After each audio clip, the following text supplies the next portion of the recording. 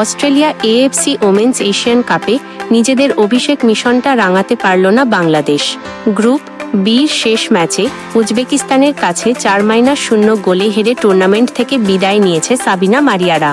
অন্যদিকে এই জয় quarter final নিশ্চিত করেছে মধ্য এশিয়ার দেশটি।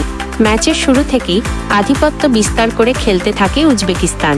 মাত্র 10 মিনিটের মাথায় দিওরখন খাবিবুল্লায়েভা গোল করে দলকে 1-0 এগিয়ে দেন।